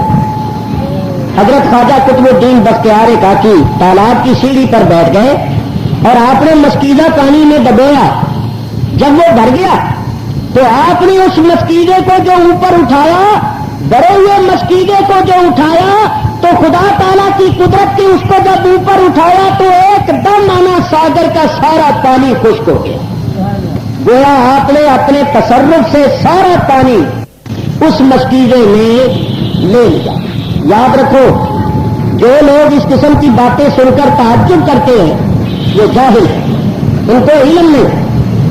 وہ اہل روحانیت کے کمالات کو نہیں سمجھتے، وہ قرآن اور حدیث میں غور و فکر نہیں کرتے. میں بطور نمونہ آپ کی خدمت میں عرض کرتا بولو نوح علیہ السلام کے زمانے میں جب طوفان آیا تھا تو وہ پانی کہاں سے آ گیا؟ قرآن میں آپ پڑھتے ہیں کہ سب سے پہلے اس پانی کی ابتدا کیسے ہوئی کہ وہ روٹیاں پکانے والا تنور جو تھا جس میں سے آگ کے شعلے نکلتے تھے اسی تنور میں سے پانی کے چشمے پھوٹ پڑے. اللہ تعالیٰ ارشاد فرماتا ہے وَلَمَّا جَاءَ أَمْرُنَا وَفَارَتِ النُّورُ، جب ہمارا حکم آ گیا تو تنور میں سے چشمے پھوٹ پڑے. زمین نے بھی اپنے نشان کھول دیے، ایک دم منہ کھول دیا، اوپر سے بارش شروع ہو گئی، نیچے سے بھی پانی، اوپر سے بھی پانی، پانی پانی، یہاں تک کہ اونچے اونچے پہاڑوں کی چوٹیاں بھی ڈوب گئی تھی، ساری قوم غرق ہو گئی. تو جب مقصد پورا ہو گیا نوح علیہ السلام نے بد دعا کی تھی کہ یا اللہ اس زمین پر ایک کافر کا مکان بھی آباد نہ چھوڑ، سب کو تباہ و برباد کر دے. ان کی دعا قبول ہو چکی تھی. جب مقصد پورا ہو گیا سارے کافر تباہ و برباد ہو گئے، ایک کافر کا مکان بھی آباد نہ رہا. تو پھر اللہ تعالیٰ قرآن میں فرماتا، اللہ تعالیٰ ارشاد فرماتا ہے کہ ہم نے زمین کو حکم دیا وَيَا أَرْضُ ابْلَعِي مَاءَكِ، ہم نے زمین کو حکم دیا اور اسی طرح آسمان کو حکم دیا وَيَا سَمَاءُ أَقْلِعِي. تو جب اللہ نے حکم دیا آسمان برسنے سے تھم گئے، بارش بند ہو گئی اور اتنا پانی تھا تو اللہ نے زمین کو حکم دیا، زمین نے ایک دم اپنا منہ کھولا اور اپنے مسان جو کھولے تو پانی جذب ہونا شروع ہو گیا. تو قرآن سے ثابت ہوا کہ اللہ کی حکم سے زمین سے پانی نکل بھی آتا ہے اور اللہ کی حکم سے زمین ایک دم پانی کو پی بھی جاتی ہے. تو اب سنو، کوئی 14ویں صدی کا مولوی نہیں، سیدنا غوث اعظم رضی اللہ تعالیٰ نے اپنی کتاب فتوح الغیب میں فرماتے ہیں کہ جب کوئی قطبیت اور غوثیت کے درجے کو پہنچتا ہے تو اللہ کی طرف سے اس کو کن کہنا عطا ہو جاتا ہے. چنانچہ آپ کے الفاظ ہیں وَقَدْ يُرَدُّ إِلَيْهِ التَّقْوِيلُ، تقویر کہنا ان کو لوٹا دیا جاتا ہے. کیا مطلب کہ اللہ کا ولی اور غوث قطب پھر کن کہتا ہے، کن کے معنی ہو جا، اللہ کا ولی کہتا ہے ہو جا تو وہ چیز ہو جاتی. تو حضرت خواجہ غریب نواز اپنے وقت کے قطب الاقطاب تھے, روز تھے, یہ آپ کا تصرف تھا. آپ نے حکم دے دیا زمین کو, ادھر مسکیدہ کھینچا, ادھر ایک دم سارا پانی زمین میں جذب ہو گیا. لو بھائی اب انا ساگر تو ہو گیا خشک, جھاڑو کہاں اپنے گناہ جھاڑو گے؟ دور دور سے جو اپنے پاپ جھاڑنے کے لیے آئے ہوئے تھے اب وہ رو رہے تھے کہ بھائی اب کیا ہوگا, ہم نے تو جلدی واپس جانا تھا, اب ہم اپنے گناہ کہاں جھاڑیں, کہاں سے پاپ کو اتر ہو کر واپس جائیں. اور اگر اسی طرح پاپ کی گٹھڑیاں ساتھ واپس لے گئے تو یہ بڑے شرم کی بات ہے, اتنے دور سے آئے. اور وہ تالاب جو تھا اسی کا پانی لوگ پیتے تھے, گھروں کو لے کے جاتے تھے, اب وہ بھی پریشان ہو گئے. انا ساگر کے خشک ہونے اور آپ کی اس کرامت کا چرچا ہوا, دور دور تک خبریں پہنچی, دوسرے راجوں مہاراجوں تک بھی خبریں پہنچی کہ فقیر نے مسکیلا بڑا اور سارا پانی اس میں لے لیا. جب راجے تک خبر پہنچی تو راجے نے کہا کہ بھائی بات یہ ہے کہ یا تو اس فقیر سے بڑا کوئی جادوگر نہیں ہے اور یا پھر یہ بڑا کامل فقیر ہے, تو فی الحال تو اس کی منت سماجت کر کے کسی طرح انا ساگر کو بڑھواؤ, پھر اس کا انتظام کرتے. عورتوں اور بچوں سے کہو کہ وہ جا کر روئیں, زاری کریں, عاجزی کریں, تو فقیر کو شاید ترس آ جائے اور مہربانی کر دے. عورتیں, بچے اور دور دور سے جو اپنے پاپ جھاڑنے کے لیے آئے ہوئے تھے سب آ گئے, سب رونے لگے, زاری کرنے لگے, فقیر بابا مہربانی کرو, ہمارا تو برا حال ہو گیا. چھوٹے چھوٹے بچے پانی کی وجہ سے بلک رہے ہیں, بڑے پریشان ہیں, تم نے جادو کر دیا, مہربانی کرو اپنا جادو واپس لو. فقیر تو اللہ کی مخلوق پر مہربان ہوتا ہے, اور آپ نے یہ کیا کیا ہے کہ پانی ختم کر دیا. آپ نے فرمایا ہمارا جادو وادو سے کوئی تعلق نہیں ہے, تمہارے راجے نے ہمارا وضو کرنا بند کیا تو ایسا ہوا, اس نے ہمارا وضو بند کیا, ہمارے رب نے تمہارا پانی بند کر دیا. لوگ راجے کے پاس جا کر فریادی ہوئے کہ مہربانی کر کے اپنا حکم واپس لو. راجے نے حکم واپس لے لیا, سپاہیوں کو بھیجا, انہوں نے کہا اچھا فقیر بابا آپ کو وضو وغیرہ کرنے کی اجازت ہے, لیکن مہربانی کرو یہ جو سارا پانی آپ نے جگت کیا مسکیدے میں بھر لیا, اس کو واپس کرو. جب اجازت مل گئی تو آپ نے خواجہ قطب الدین سے فرمایا قطب الدین جاؤ, مسکیدے میں جو بقیہ پانی ہے وہ جا کر انا ساگر میں ڈال. انہوں نے آ کر پانی ڈالا, ادھر پانی پڑا, ادھر اللہ کے حکم سے زمین نے پھر اپنے مسان کھول دیے, پانی نکلنا شروع ہو گیا, اور دیکھتے ہی دیکھتے انا ساگر کناروں تک بھر گیا. ہندوؤں نے بھی اپنی کتابوں میں اس کو تسلیم کیا ہے کہ خواجہ غریب نواز کی جب یہ کرامتیں ظاہر ہوئی, انا ساگر والی اور چند دوسری کرامتیں, تو ان کرامتوں کو دیکھ کر 32,000 ہندو مسلمان ہوئے. نعرہ تکبیر, اللہ, نعرہ رسالت, 32,000 ہندو مسلمان ہو گئے. جب مسلمان ہوئے تو راجے کے دربار میں پھر ایک اجلاس ہوا کہ بھئی یہ تو ہمارے لیے بڑے شرم کی بات ہے کہ ایک فقیر آ کر ہماری حکومت میں, ہمارے راج میں, ہمارے اتنے دھرمیوں کو پھیر کر اپنے دین میں لے گئے, اس سے بڑھ کر ہمارے لیے شرم کی کیا بات ہوگی. تو راجا جی کوئی سخت قدم اٹھاؤ, یہ تو بڑی مشکل پیش آ جائے. ہزاروں آدمی اپنے دھرم کو چھوڑ گئے اور دن بدن بڑھتے چلے جا رہے, پتا نہیں اس فقیر کے پاس کیا ہے, جو بھی وہاں جاتا ہے متاثر ہو کر اس کے حلقے میں داخل ہو جاتا ہے. تو راجے نے کیا کیا کہ سب سے بڑا مندر جو تھا اس مندر کے سب سے بڑے پروت اور پنڈت کو بلایا, اس کا نام تھا رام دیو. وہ اتنا بڑا مناظر تھا کہ اپنے دھرم کی صداقت کے لیے وہ بڑے دلائل پیش کیا کرتا تھا, لوگوں سے مناظرے مقابلے کرتا تھا اور لوگوں کو ہندو دھرم کی دعوت دیا کرتا.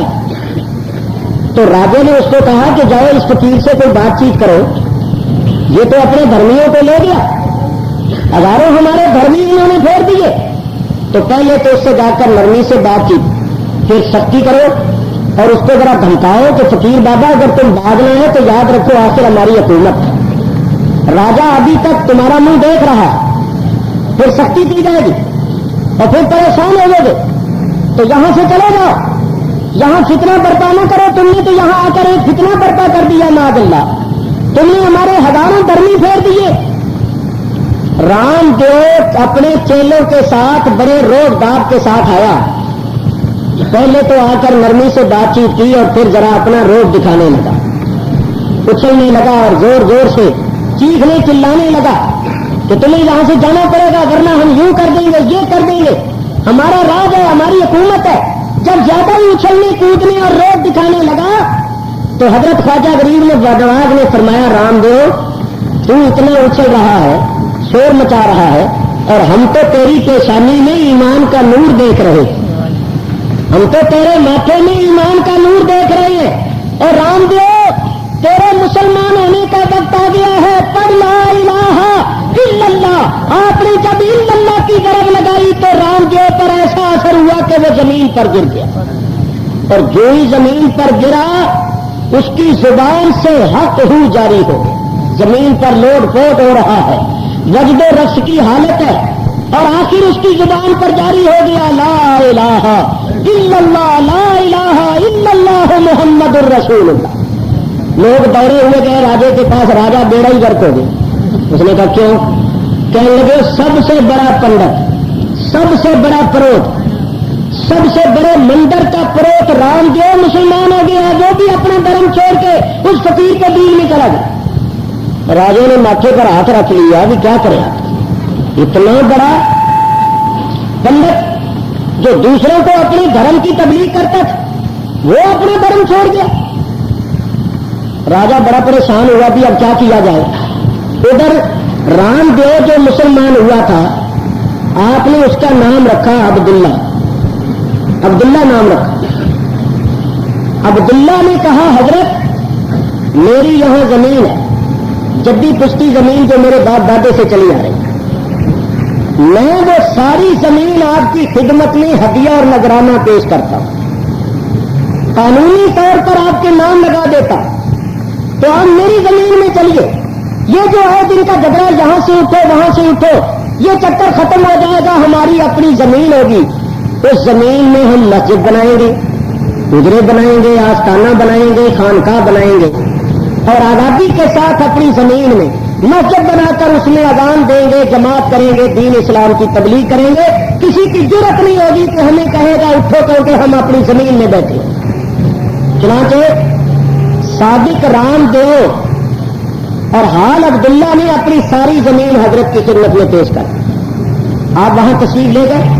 وہ 32,000 ہندو جو مسلمان ہوئے تھے سب مرید تھے، سارے ہاتھوں ہاتھ لگ گئے اور انہوں نے مٹی میں پانی ڈال کے گارا بنایا، کچی اینٹیں بنا لی، اور ویسے ہی گارے سے دیواریں بنا کے جنابی والا چند دنوں کے اندر اندر مسجد، حجرے، خانقاہیں اور آستانہ بن گیا۔ جب آستانہ بن گیا تو اب اس آستانے میں قرآن شریف کا درس ہوتا تھا، ذکر فکر کے حلقے ہوتے تھے، لوگ دور دور سے آتے تھے اور آ کر داخلے سلسلہ ہوتے تھے اور دین اسلام کے حلقے میں داخل ہوتے تھے۔ راجے نے اپنے درباریوں کو بلایا، ایک میٹنگ خفیہ اجلاس ہو رہا ہے کہ کیا کیا جائے، اس فقیر کا سلسلہ کس طرح روکا جائے اور کیا انسدادی تدابیر اختیار کی جائے۔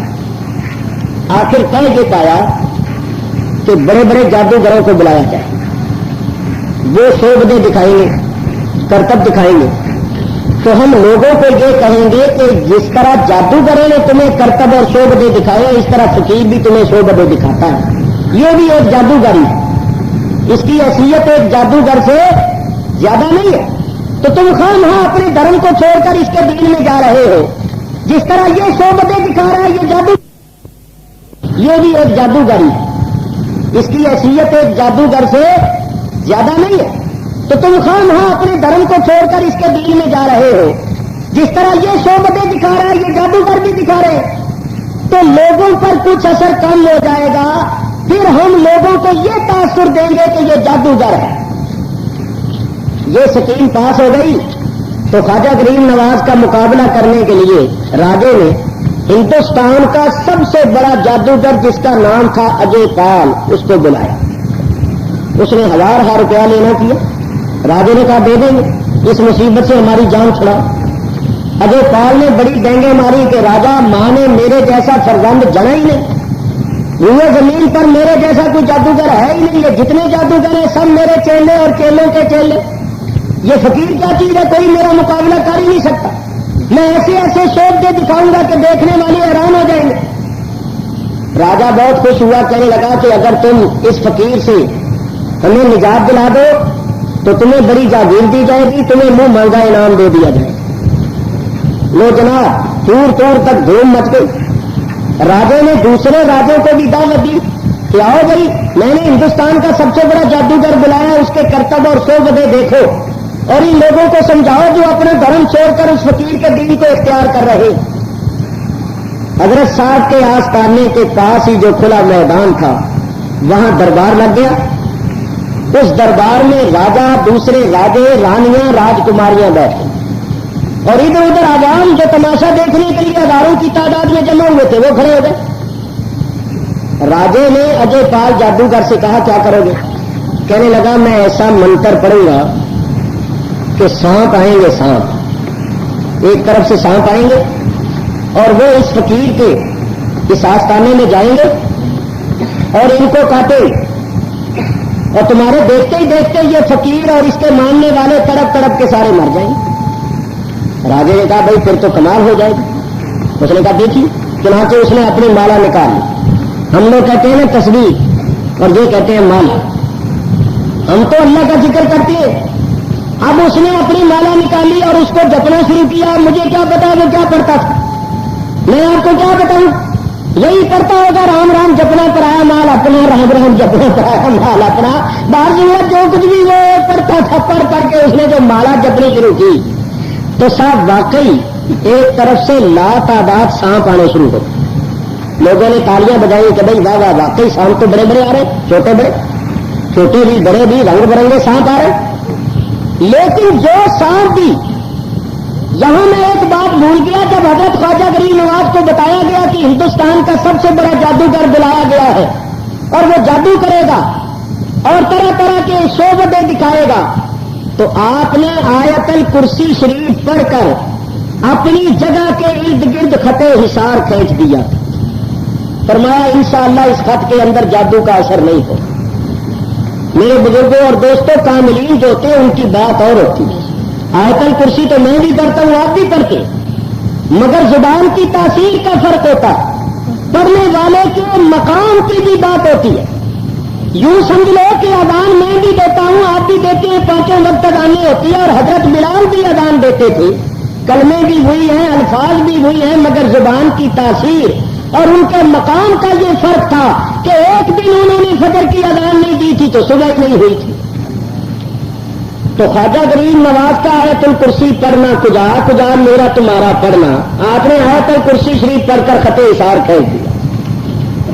اجے پال کے جتنے بھی سانپ تھے، جو سانپ بھی اس خط حصار کے پاس پہنچتا وہاں ڈھیری ہو جاتا، وہاں ختم ہو جاتا۔ اللہ نے تو فرشتے مقرر کر دیے، موکل مقرر کر دیے جو سانپوں کو ختم کر دیتے۔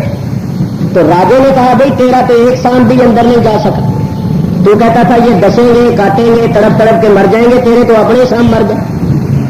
اجے پال نے کہا راجا جی کوئی بات نہیں، بات یہ ہے کہ فقیر بڑا تکڑا ہے۔ تو یہ تو ہوتا ہی ہے، دو پہلوان جب اکھاڑے میں لڑتے ہیں تو اگر کسی پہلوان کا پہلا داؤ کامیاب نہیں ہوتا تو وہ دوسرا لگاتا ہے، دوسرا کامیاب نہیں ہوتا وہ تیسرا لگاتا ہے۔ یہ کوئی ضروری نہیں ہے کہ پہلے راؤنڈ میں ہی کامیابی ہوتا ہے، تو کوئی بات نہیں ہے۔ اگر فقیر نے میرا یہ داؤ غلط کر دیا تو میں دوسرا داؤ لگاتا ہوں۔ راجے نے کہا اچھا اب کیا کرو گے؟ کہنے لگا اب میں ان پر آگ کا نہیں برساؤں گا، ایسا عمل کروں گا ان پر آگ کا نہیں برسے گا، اوپر سے چونکہ آگ برسے گی تو وہ آگ ان کو جلا کر خاک کر دے گی۔ اچھا پھر اس نے اپنے وہ مالا جپنے شروع کی تو سب واقعی دیکھنے والوں کو ایسا لگتا تھا کہ آگ کا نہیں برس رہا، آگ کی بارش ہو رہی ہے۔ اس آگ کی بارش نے آس پاس کے درختوں کو جلا دیا، مگر حضرت نے جو خط حصار کھینچا تھا اس کے اندر ایک چنگاری بھی نہ گئی۔ راجے نے کہا بھائی تیرا تو یہ عمل بھی باطل گیا، وہ تو اسی طرح نظر آ رہے ہیں، بیٹھے ہوئے ہیں سامنے، چل پھر رہے ہیں۔ کہنے لگا کوئی بات نہیں، میں اور داؤ لگاتا ہوں اور عمل کرتا ہوں۔ اچھا آپ کیا کرو گے؟ اس نے کہا دیکھیے کیا کرتا ہوں۔ اس نے اپنے سامان میں سے ہرن کی کھال نکالی، اس کو وہ کہتے تھے مرد چھالا، وہ مرد سالہ نکالی اور وہ بچھا دی. ہرن کی کھال زمین پر بچھا کے اس کے اوپر چوکڑی مار کے بیٹھ گیا.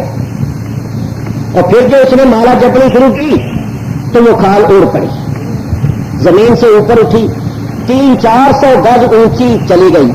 وہ کھال کے اوپر بیٹھا ہوا ہے اور کھال جو ہے وہ ہوا میں اڑ رہی ہے, کبھی ادھر جاتا ہے, کبھی ادھر جاتا ہے, کبھی آگے کبھی پیچھے. لوگوں نے تالیاں بجائی کہ بھائی ایسا شوبہ تو ہم نے کبھی نہیں دیکھا, کمال کر دیا. جب وہ کھال کے اوپر بیٹھا ہوا اس طرح معلق ہوا میں ادھر ادھر ہو رہا تھا تو حضرت خواجہ غریب نواز نے دیکھا. آپ مسلح پر بیٹھے ہوئے تھے, وضو کر کے جو لکڑی کی کھراویں پہنتے تھے وہ بھی پاس پڑی ہوئی تھی. وضو کر کے آپ لکڑی کی کھراواں پہنتے, وضو کر کے تشریف لائے, مسلح کے پاس آ کر اس کو اتار دیا, مسلح پر بیٹھے ہوئے تھے. جب آپ نے اس کو دیکھا تو آپ نے وہ ایک کھراواں پکڑی اور یوں پھینکی, دوسری پکڑی وہ بھی پھینکی. دونوں کھراویں ہوا میں اڑ پڑی اور اڑتی ہوئی اجے پال کے سر کے اوپر چلی گئی اور انہوں نے اجے پال کی کھوپڑی کو تبلا بنا لیا. وہ کھراویں جو تھی وہ اس طرح سر میں جو لگنی شروع ہوئی نا تو سارے جنتر منتر بھول گیا. مالا کہیں پڑی ہوئی ہے اور مرگ چھالا کہیں پڑی ہوئی ہے, وہ خود زمین پر گر گیا اور کھراویں برابر سر کو لگ رہے. کہنے لگا فقیر بابا مجھے ان کھراووں سے بچا ورنہ یہ میرا بھیجا پھوڑ دیں گے. آپ نے فرمایا اب تو ان کھراووں سے نہیں بچ سکتا, ایک ہی صورت ہے بچنے کی, پڑھ لا الہ الا اللہ محمد الرسول اللہ. جادوگر اجے پال کلمہ پڑھ کے مسلمان ہو گیا, آپ کے قدموں پر گر گیا اور اپنے چیلوں کو کہنے لگا میرے چیلوں یاد رکھو ہم تو جادوگر ہیں مگر یہ جادوگر نہیں ہے, یہ واقعی کامل فقیر ہے اور اللہ کا ولی ہے. اس کی کھراویں جو میرے سر پہ لگتی رہی ہے انہوں نے سزا بھی دی, وہ میرے مسلمان ہونے کا باعث بنی اور انہوں نے میری آنکھوں سے پردے بھی اٹھا دیے. جو کچھ میں دیکھ رہا ہوں تم بھی دیکھ لو گے. آؤ اگر میرے سچے چیلے ہو تو کلمہ پڑھ کے مسلمان ہو. سارے چیلے بھی مسلمان ہو. راجے کو بڑا دکھ ہوا کہ خرچہ سارا میں نے کیا اور بلایا میں نے, جب سے یہ آئے ہیں کھانا میرے گھر سے کھا رہے ہیں اور یہ بغیر میرے پوچھے مسلمان ہو گئے, یہ بھی اپنا دھرم چھوڑ گئے اور انہوں نے ہزاروں کے سامنے ہمیں شرمسار اور رسوا کیا, ہمیں ذلیل کیا اور ہمارے دشمن کی عزت کا باعث بنے. راجا اور دوسرے راجے سب خجل خوار ہو کر بڑے ناکام اور مایوس ہو کر وہاں سے واپس آ گئے. حضرت خواجہ غریب نواز کو اللہ تعالیٰ نے عزت عطا فرمائی, فتح عطا فرمائی. جس وقت اس کرامت کا ظہور ہوا جادوگر مسلمان ہو گئے اور ان کو شکست ہوئی تو اس کے بعد بھی ہزاروں کی تعداد میں کافر مسلمان ہو گئے. پھر آپ نے راجے کو پیغام بھیجا کہ راجا مسلمان ہو جائے ورنہ تو تباہ و برباد ہو جائے. راجے کو بڑا غصہ آیا, اس نے پیغام بھیجا کہ فقیر بابا اپنی چادر دیکھ کر پاؤں پھیلا, حد سے نہ بڑھ, میں ابھی تیرا منہ دیکھ رہا ہوں, مجھے معلوم ہے کہ میرے ہزاروں دھرمیوں کو تو نے دھرم سے پھیر کر گمراہ کر دیا ہے, معاذ اللہ مرتد کر دیا ہے, لیکن یاد رکھ جس دن میں نے حکم دے دیا میرے سپاہی آئیں گے اور یہ تیرے ماننے والے ان کا مقابلہ نہیں کر سکیں گے. تیری اتنی جرت ہمت بڑھ گئی ہے کہ اب تم مجھے بھی مسلمان ہونے کی دعوت دینے لگ گیا کہ میں بھی اپنا دھرم چھوڑ کے گویا تیرا غلام اور تیرا مرید بن جاؤں. آپ نے فرمایا راجا سن, اگر سلامتی چاہتا ہے تو مسلمان ہو جا, تیری وجہ سے جتنے لوگ مسلمان ہوں گے ان کا بھی تجھے اجر و ثواب ملے گا, اور اگر تم مسلمان نہیں ہوگا تو یاد رکھ تیری تباہی کے دن قریب آ گئے, تو تباہ ہو جائے. یاد رکھو یہ بنیے جو ہوتے ہیں یہ بڑی جلدی ڈر بھی جاتے ہیں. وہ فقیر کی حضرت کی کرامتیں دیکھ چکا تھا اور اس بات سے اوپر سے اپنا روب قائم رکھنے کے لیے, اپنی پوزیشن کو قائم رکھنے کے لیے کچھ باتیں کرتا تھا, مگر اندر سے اس کا دل ڈر گیا تھا اور دھوتی ڈھیلی پڑ گئی تھی. یہ بنیاں بڑی جلدی ڈر جاتی. آپ نے واقعہ نہیں سنا ہوگا, 3 آدمی سفر کرتے ہوئے جا رہے تھے, ایک پٹھان تھا, ایک شیخ صاحب تھے, ایک بنیا تھا. آگے سے 3 ڈاکو مل گئے, شیخ صاحب نے کہا خان صاحب یہ تو ڈاکو معلوم ہوتے. تو خان صاحب نے کہا پرواہ نہیں ہے، وہ جو آگے آ رہا ہے اس کو ہم مارے گا. شیخ صاحب کہنے لگے وہ دوسرا جو ہے اس سے میں 2 ہاتھ کروں گا، اور بنیا کہے گا وہ تیسرا جو ہے وہ مجھے مارے گا، مجھے نہیں چھوڑے گا. تو یہ ڈرو بھی بڑے ہوتے ہیں. وہ اندر سے تو ڈر گیا، مگر آخر راجا تھا، اپنی پوزیشن قائم رکھنے کے لیے اپنا روز جھاڑ رہا تھا. لو سنو، مسلمانوں کی حکومت لاہور تک تھی. لاہور کا جو نواب تھا اس کا نام تھا خسرو ملک. خسرو ملک. اور مسلمان بادشاہ جو تھا اس کا نام تھا سلطان شہاب الدین غوری. یہ غزنی میں رہتا. اس کو اطلاع ملی کہ لاہور کا گورنر جو ہے وہ دشمنوں سے ساز باز کر رہا ہے. تو سلطان صاحب تشریف لائے کہ تحقیق کروں، کہیں ایسا نہ ہو کہ یہ دشمنوں سے مل جائے اور یہ سودہ ہاتھ سے نکل جائے. انہوں نے خسرو ملک کو آ کر بہت بری طرح دبایا اور اچھی طرح تحقیقات کی اور معلوم کیا کہ کیا کچھ ہو رہا ہے. اور آس پاس کے راجوں مہاراجوں کو بھی پیغام بھیجا کہ شرافت سے انسان بن کے رہو، ورنہ جب میں جہاد کا اعلان کر دوں گا اور تلوار ہاتھ میں لے کر آگے بڑھوں گا تو پھر تم میرا راستہ نہیں روک سکو.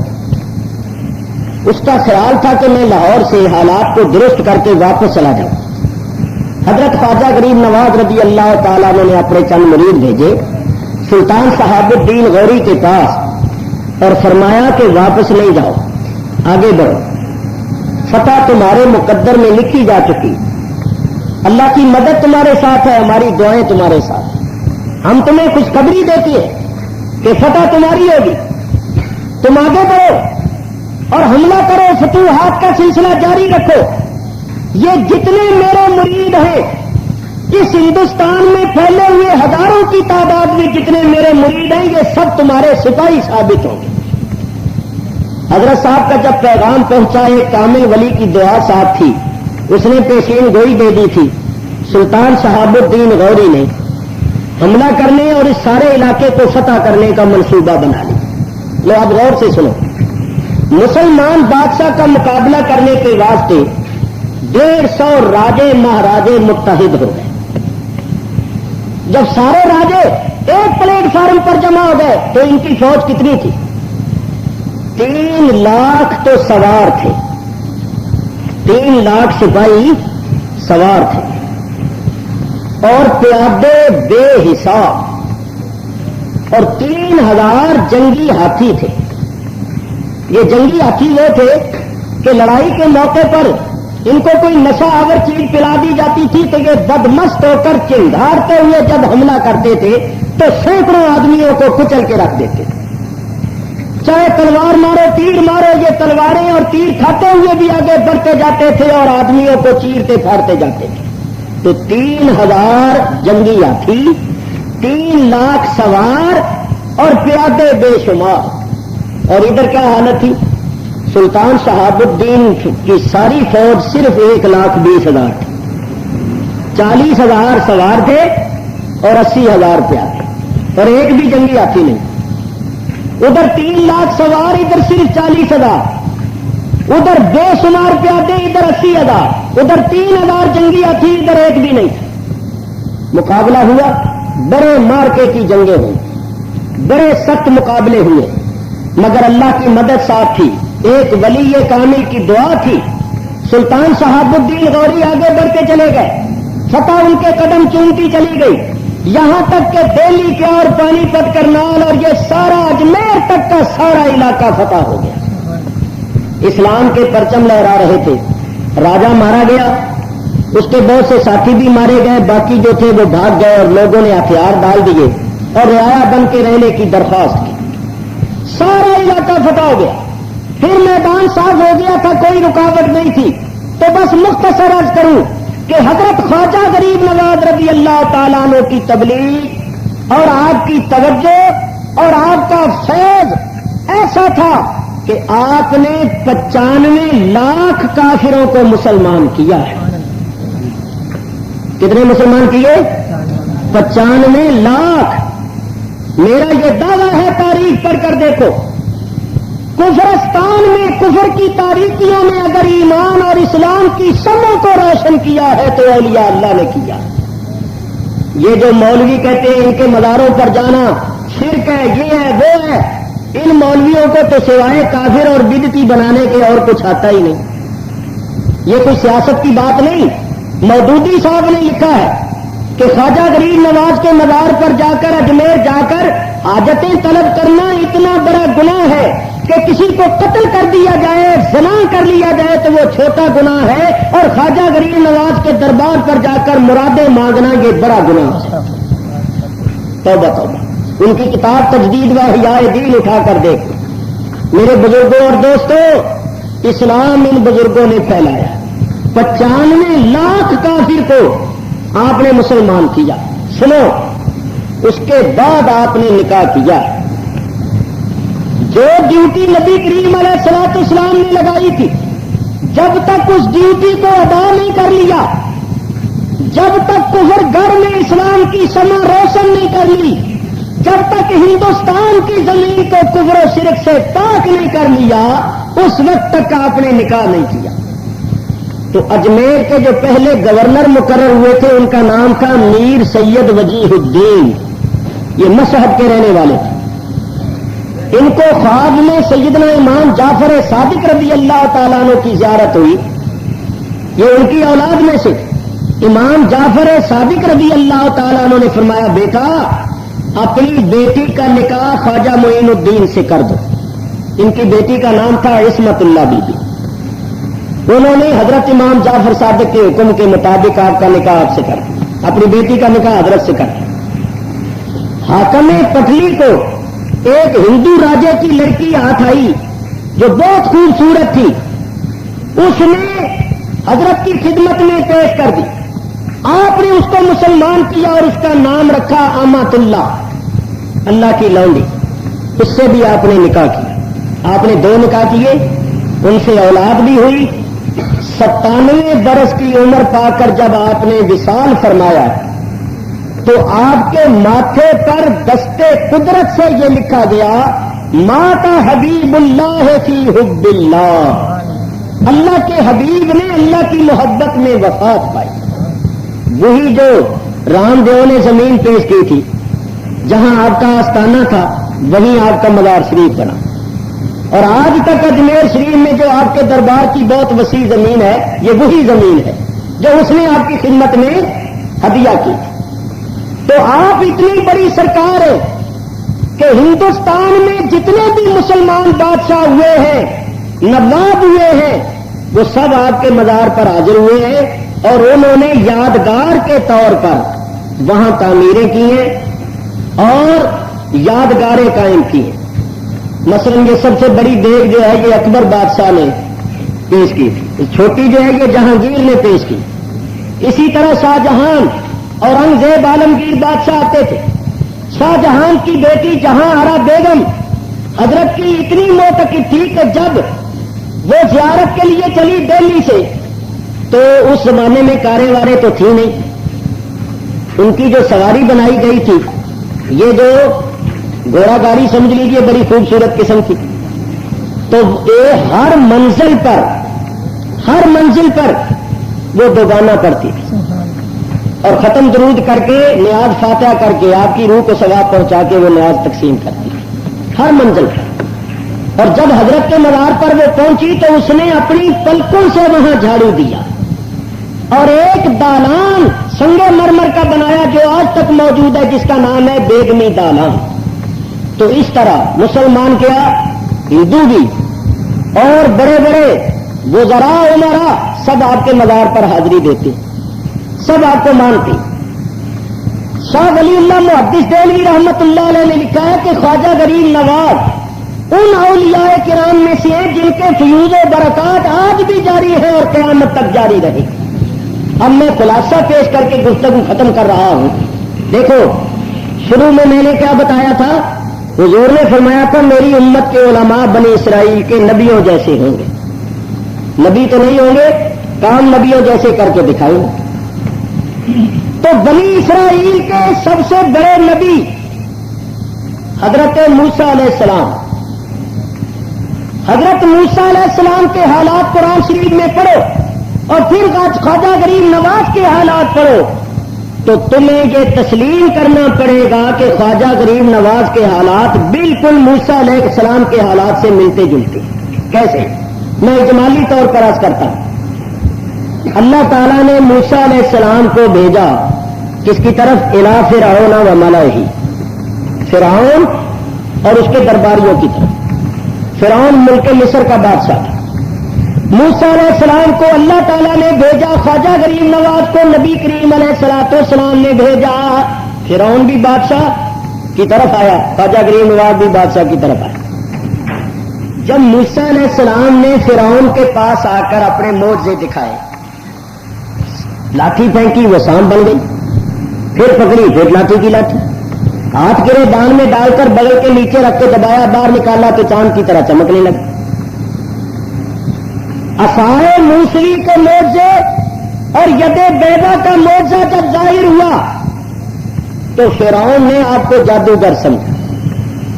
اس نے بھی درباریوں کو اکٹھا کیا کہ بھئی کیا کریں. انہوں نے کہا جادوگروں کو بلاؤ اور مقابلہ کرو. یہ قرآن میں سب کچھ مذکور ہے جو میں عرض کر رہا ہوں. فرعون نے جادوگروں کو بلا لیا، جادوگر آ گئے اور مقابلے کے لیے تاریخ اور وقت مقرر ہو گیا. اعلان ہو گیا دور دور تک کہ موسیٰ علیہ السلام کا جادوگروں کا مقابلہ ہوگا. چنانچہ میدان مناظرہ مقرر ہو گیا.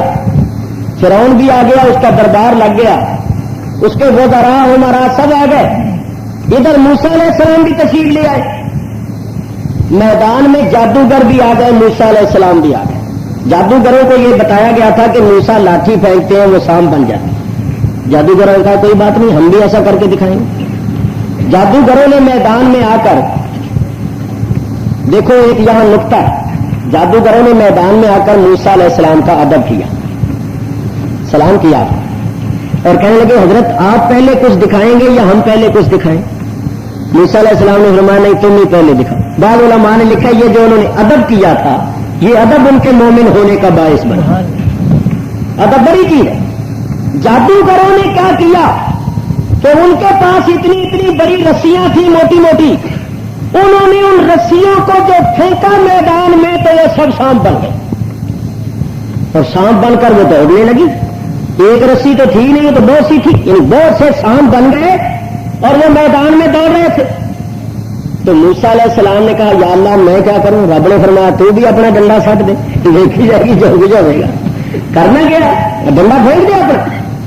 موسیٰ علیہ السلام نے جو اپنی لاٹھی پھینکی تو فائدہ ہے یا حیۃ تسعیٰ، وہ تو بہت بڑا انتہا بن گئی اور اتنا منہ کھولا اور کھول کر ایک دم ساری رسیوں کو اور جادوگروں کے سارے سانپوں کو وہ لاٹھی کھا گئی.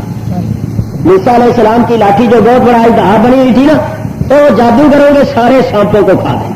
اور کھانے کے بعد موسیٰ علیہ السلام کی لاٹھی جو سانپ بنی ہوئی ہے میدان میں حل میں مزید کا نعرہ لگا رہی ہے، ابھی کچھ اور بھی ہے تو بے شک لے آؤ. پھر کیا ہوا؟ موسیٰ علیہ السلام کی لاٹھی جو سانپ بنی ہوئی تھی نا وہ فرعون کی طرف گئی. اتنا بڑا سانپ بنا. فرعون نے کہا یہ تو میری طرف آ رہا ہے، یہ تو میرا بھی اللہ تمہیں کرے گا. اور سانپ نے ذرا یوں کیا تو فرعون بھاگ گیا اور کرسی چھوڑ کے ہی بھاگ گیا. اللہ نے دکھانا یہ تھا کہ اس مردود کو دیکھو خدائی کا دعویٰ کر رہا ہے، خدا بنا ہوا ہے اور سانپ سے ڈر کر بھاگ رہا ہے. بھلا خدا بھی کوئی کسی سے ڈرتا ہے؟ یہ تو سانپ سے ڈر رہا ہے. کہے گا موسیٰ پکڑا اپنی لاٹھی کو نہیں تو مجھے کھاتی ہے. تو حضرت موسیٰ علیہ السلام نے لاٹھی کو پکڑ لیا تو پھر لاٹھی کی لاٹھی. جادوگروں نے جب یہ دیکھا، اللہ تعالیٰ قرآن میں فرماتا ہے فَأُلْقِيَ السَّحَرَةُ ساجدین، سارے جادوگر سجدے میں گر گئے. قالوا آمنا برب العالمین رب موسیٰ وہارون، اور سجدے میں گر کر کہنے لگے ہم ایمان لائے رب العالمین پر، وہ رب العالمین جو موسیٰ اور ہارون کا رب ہے. جادوگر بنے اپنے چیلوں کے سب مسلمان ہو گئے. اللہ اکبر. دیکھو جب مسلمان ہو گئے، دھیان کرنا، فرعون نے کہا او جادوگروں بلایا تمہیں میں نے اور پیسے سارے میں نے خرچ کیے اور جب سے آئے ہو رہے میرے پاس رہے تو تم نے بھرے مجمع میں ہزاروں کے سامنے مجھے جھوٹا کر دیا، میرے دشمن کو سچا کر دیا. تم نے مسلمان ہونے سے پہلے مجھ سے اجازت بھی نہیں لی. چلو اگر مسلمان ہونا تھا تو وہاں جا کر دھو جاتے، کسی کو تو بتا. سب کے سامنے تم مسلمان ہو گئے. اس کا مطلب یہ ہے کہ تم سب ایک ہی ہو اور تم نے یہ منصوبہ بنایا ہوا تھا. تو میں تو تمہیں سولی چڑھا دوں گا. لوکتے انا ہے دیا میں تمہارے ہاتھوں کو کٹوا دوں گا. سننا لو سلے بننا تم اجمائی، تم سب کو سولی چڑھا دوں گا. جادوگروں نے کہا چاہے ہمارے ہاتھ کٹوا دے چاہے سولی چڑھوا دے، اب تو اللہ نے ایمان کی دولت نصیب کر دی ہے. اب ہم مرنے سے بالکل نہیں ڈرتے. ساری عمر کفر کرتے گناہ کرتے گزری ہے. اب تو اگر ہمیں قتل کر دے گا تو اللہ کی راہ میں شہادت کا رتبہ پائیں گے.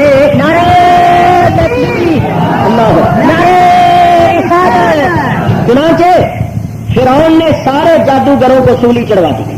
ان کے ہاتھ پہ کٹوائے، اس طرح کی اذیتیں پہنچائیں، سولی چڑھوا دیا. انہوں نے اللہ کی راہ میں آنے والی تمام تکلیفوں کو برداشت کر لیا مگر ایمان کو نہیں چھوڑا. ثابت ہوا کہ جب ایمان کی قوت دل میں آ جاتی ہے تو پھر ایمان والا کسی باطل قوت سے نہیں ڈرتا. پھر جان دینے سے وہ نہیں گھبراتا، وہ خوشی سے جان دیتا ہے. بلکہ وہ تو جان دے کر بھی یہ کہتا ہے جان دی ہوئی اسی کی تھی. حق تو یہ ہے بھی جادوگر سمجھا. ادھر بھی مقابلے کے لیے جادوگر آئے، ادھر بھی آئے. ادھر بھی جادوگر مسلمان ہوئے، ادھر بھی جادوگر مسلمان ہوئے. پھر فرعون بمیں اپنے لشکروں کے بحر کلزم میں غرق کر دیا گیا. اور پرتھوی راج جو اجمیر کا راجا تھا وہ بھی اپنے لشکروں سمیت مارا گیا. ادھر بھی موسیٰ علیہ السلام اور بنی اسرائیل کا تسلط ہو گیا. ادھر بھی خواجہ غریب نواز اور مسلمانوں کا تسلط ہو گیا. تو قرآن پڑھ کر دیکھو اور ادھر حضرت خواجہ غریب نواز کے حالات پڑھ کر دیکھو، بالکل ملتے جلتے حالات ہیں. حضور فرماتے ہیں میری امت کے علماء بنی اسرائیل کے نبیوں جیسے ہوں گے، یعنی نبی تو نہیں ہوں گے مگر کام نبیوں جیسے کر کے دکھائیں. تو میرے بزرگوں اور دوستوں، ہم ان اولیاء اللہ کے ماننے والے ہمیں چاہیے کہ ہم ان کی مقدس زندگی سے، ان کے حالات سے سبق حاصل کریں، اپنی زندگی کو پاکیزہ بنائیں، برائیوں کو چھوڑیں، نیکیاں کریں، حرام سے اجتناب کریں، حلال کو اختیار کریں. کم از کم قیامت کے دن ان کے غلاموں میں تو ہمارا حشر ہو جائے، ان کے جھنڈے تلے تو ہمارا حشر ہو جائے، پھر ان کی برکت سے ہمارا بیڑا بھی پار ہو جائے. تو اللہ تعالیٰ کا فضل ہے کہ یہ جتنے بھی اولیاء اللہ ہوئے سب اہل سنت و جماعت میں ہوئے. کسی اور فرقے میں ولی اللہ نہیں ہوا. یہ اہل سنت کی صداقت اور حقانیت کی سب سے بڑی دلیل ہے. تو اللہ کا لاکھ لاکھ شکر کرو کہ ہم اہل سنت و جماعت کے ساتھ ہیں. ان بزرگوں کے ساتھ ہماری سچی عقیدت ہے، ہمارے ہاتھوں میں ان کے پاک دامن ہیں. تو اللہ تعالیٰ کے فضل و کرم سے، ان کی برکت سے اور ان کی عقیدت جو ہمارے دلوں میں ہے وہ ہماری نجات کا باعث بنے گی اور ان کی برکت سے ہمارا بیڑا پار ہوگا. لیکن ہمیں بھی چاہیے کہ ان کے نقشے قدم پر چلیں اور اپنے آپ کو ایسا ثابت اور ظاہر کریں کہ دیکھنے والے یہ کہیں کہ بھئی یہ بزرگوں کے ماننے والے. تو میں اپنے ان دوستوں کا شکریہ ادا کرتا ہوں جنہوں نے اس علاقے میں حضرت خواجہ غریب نواز کا عرس منایا ہے. 2 دن کا انہوں نے پروگرام رکھا ہے. آج تقریر کا پروگرام تھا، کل غالباً ان کے یہاں مجلس سماع کا کوئی پروگرام ہے. تو آج جیسا کہ میں نے عرض کیا کہ یہ ہڑتال کی وجہ سے اور سواری نہ ملنے کی وجہ سے تاخیر ہو گئی، لیکن اس کے باوجود میں نے آپ کے سامنے پورا بیان کر دیا ہے. اللہ تعالیٰ قبول فرمائے اور اس ذکر مبارک کو میرے لیے اور آپ کے لیے سرمایہ ایمان اور ذریعہ نجات بنائے. حضور فرماتے ہیں جہاں نیکوں کا ذکر ہوتا ہے وہاں رحمتیں برکتیں نازل ہوتی ہیں، اور جو لوگ عقیدت سے نیکوں کا ذکر سنتے ہیں ان کے گناہ معاف ہوتے ہیں. تو اللہ تعالیٰ اس ذکر کی برکت سے اس سارے علاقے پر اپنی رحمت برکت نازل، اللہ تعالیٰ اس ذکر کی برکت سے اس سارے علاقے پر اپنی رحمت برکت نازل فرمائے. اور ہم لوگ جو عقیدت سے اس ذکر پاک میں شامل ہوئے اللہ ہمارے گناہ معاف فرمائے. اور جنہوں نے اس جلسے کا انعقاد کیا ہے اللہ ان کو 2 جہانوں میں جزائے خیر دے. دیکھو یہ دور بڑا نازک دور ہے، ہر فرقہ میدان عمل میں سرگرم عمل ہے. اہل سنت و جماعت کو بھی چاہیے کہ کبھی کبھی تبلیغ واز وغیرہ کرواتے رہے تاکہ اپنے مسئلے کی تبلیغ ہوتی رہے. سننے سے کافی اثر ہوتا ہے. تو یہ سلسلہ جاری رہنا چاہیے جیسا کہ پہلے جاری تھا. اب بڑے عرصے کے بعد اس علاقے میں واز ہوا ہے تو میں امید کرتا ہوں کہ اب گاہے بگاہے چوتھے مہینے چھٹے مہینے سال میں 2-3 واز ہو جائیں. اس مرتبہ حضرت خواجہ غریب نواز کا بیان ہوا ہے, پھر دوسری مرتبہ حضور کا ہو جائے, کبھی حضرت غوث اعظم کا ہو جائے, کبھی کسی کا. تو اس طرح یہ عقیدت جو ہوتی ہے وہ مستحکم رہتی ہے اور بد عقیدگی کی چل رہی ہے وہ جو عقیدت جو ہوتی ہے وہ مستحکم رہتی ہے. اور آج کل یہ جو ہوائیں بد عقیدگی کی چل رہی ہیں وہ جو تھوڑی بہت ہی اثر انداز ہوتی ہیں تو ان کا اثر زائل ہو جاتا ہے اور آدمی اپنے عقیدے پر مضبوط اور مستحکم ہو جاتا ہے. اللہ تعالی ہم سب کو مضبوط اور مستحکم رکھے. یہ میری لکھی ہوئی کتاب جو تازی میں نے لکھی ہے شام کربلا حضرت امام حسین رضی اللہ تعالیٰ عنہ کی شہادت کا تفصیلی تذکرہ لیتے گئے اور سلام کرتے